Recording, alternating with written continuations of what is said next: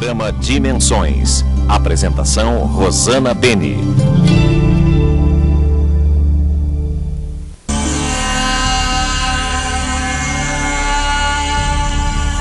Olá, amigos do programa Dimensões. Você está vendo aí o livro Sensitivos de Raquel Cury.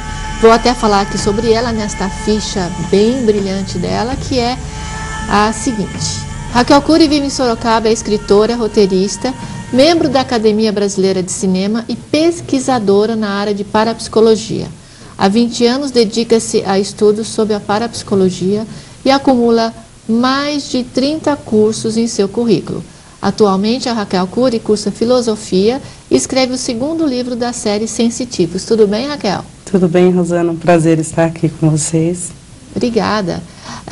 Você, como escritora, como técnica ou como orientação para algum dom que você tem?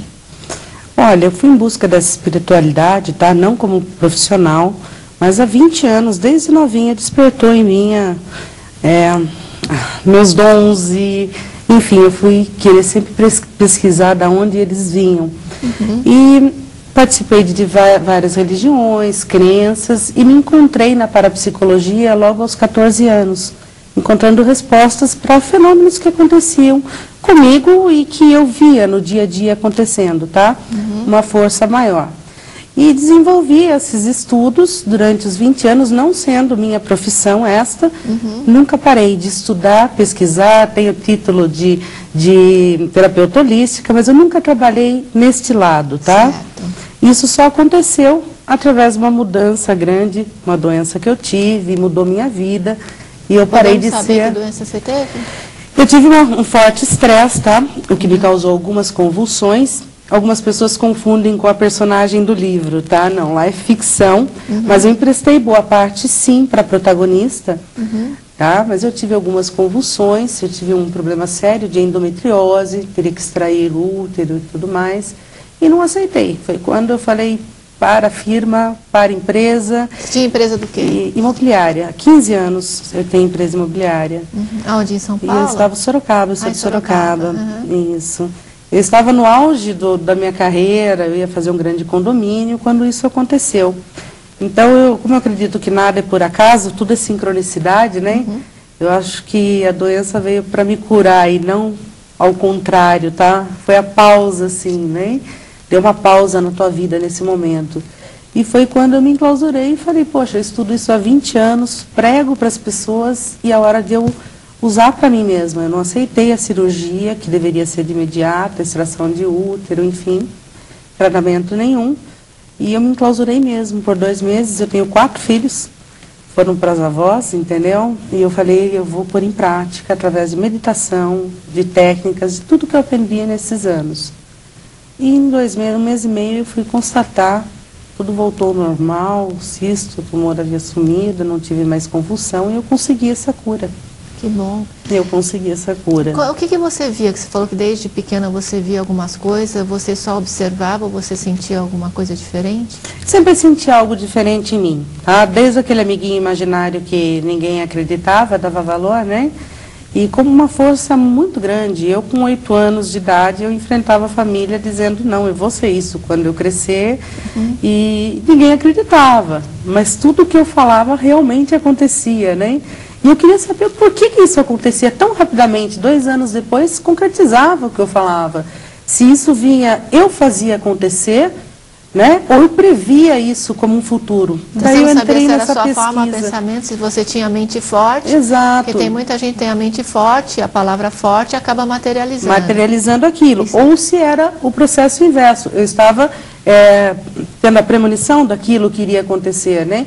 E foi através da parapsicologia que eu fui estudando e vendo que, na verdade, é uma mistura das duas coisas, né? Eu acredito muito na fé que cada um tem dentro de nós. Para mim, Deus apesar de eu participar de várias crenças para aprender, como pesquisa, tá? Eu acredito que Deus é aquele que está dentro da gente, que se somos um pedacinho dele, sua imagem e semelhança, temos tudo que ele tem, ele nos deu esse dom, a gente só não sabe usar. Exatamente, né? Exatamente. Eu usei isso na minha profissão como imobiliária, assim, tendo uma rápida ascensão profissional e sempre indo tudo bem. Não posso ter filhos, segundo a medicina, tenho 4.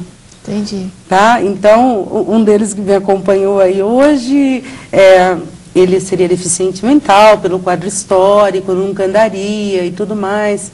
E cada um deles tem sua história, são todos saudáveis e perfeitos. E aí você canalizou seu conhecimento, sua sensibilidade para livros? Então, depois dessa cura, eu sentei para escrever, na verdade, a minha própria história. Eu tive uma intuição muito forte, eu falei, eu vou escrever sobre mim, sobre o que aconteceu. E no meio dessa escrita foram, acho que, 36 horas sem levantar na frente do laptop. Foi uma coisa muito... veio mesmo. Eu mal sabia o que estava escrevendo e estava saindo, fluindo essa história, sem pensar, sem nada. E no meio veio alguns casos que eu participei, que eu já, durante anos de pesquisa, eu vi e tudo mais, e saíram várias páginas desse livro. E meu marido, quando chegou em casa, falou, não foi você que escreveu isso, eu conheço a tua escrita.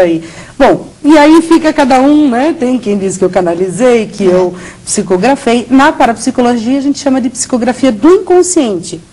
Tudo que eu armazenei em 20 anos lá, simplesmente abri um canal e saiu de lá de dentro de uma forma, de uma linguagem que não era necessariamente a que eu tinha habitualmente usava. Isso foi para o primeiro livro? Para o primeiro livro, para os sensitivos. Tá. E quando eu vi a quantidade de casos, e em 10 dias eu escrevi um livro desse tamanho, havia simplesmente assim a falta de como contar esses casos, né, que eles eram separados. Então hoje me pergunto se a história de um serial killer, que se tornou um romance policial, né, espiritualista, foi pensada. Eu falo não.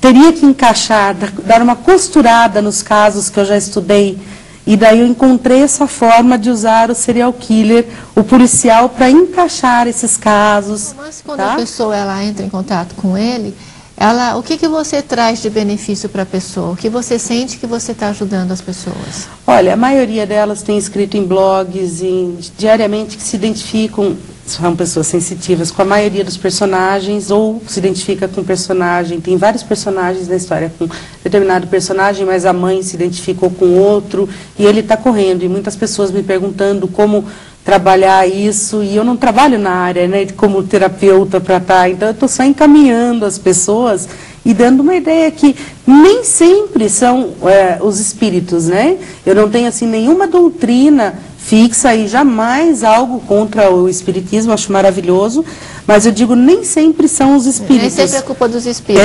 Não taca tudo na culpa dele. Falava, caiu um quadro, a porta bateu, tem um espírito em casa, nem tudo é espírito. Bati na minha mulher, encarnou um espírito em mim. Não. Nós temos muita culpa, muito poder, muita habilidade dentro de nós. Então, nem sempre são os espíritos, né? Me diz, mas você não é espírita, você acredita em bruxas? Eu falo, olha... eu não acredito, mas eu respeito todos eles, não é? Está tudo aí, né? Então, tem a Rinaldi também, com as suas teorias A Sônia. A Sônia, eu acho maravilhoso. Enfim, eu acredito. Mas você acredita em reencarnação, em vida pós-morte, tudo? Não necessariamente, tá? Eu estudo isso também, está sendo muito estudado pela quântica agora, a reencarnação pela quântica, é maravilhoso eles estarem... provando. Mas eu vou mais pela linha, sou muito aberta a todo novo, mas eu vou mais por uma linha de nascimento através do toque, memória das células, essas novas crianças da nova era, elas terem esse conhecimento de carregarem isso, como a gente carrega geneticamente, carregarem essas lembranças também, e depois acabar muitos casos sendo confundido com reencarnação.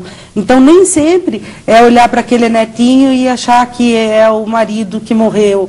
Nem sempre é assim, tá? Você acredita em quê, então? Na memória genética? Sim, na memória genética, em outras dimensões, não acaba aqui. Mas daqui a gente evolui para uma outra. Não vai muito para a linha que aquela pessoa vai voltar naquela família e voltar aqui na Terra. Porque ainda você não teve essa prova. Eu ainda não tive essa prova. Então você está trabalhando de uma forma mais de debate. Sim, eu sempre procuro na parapsicologia a resposta.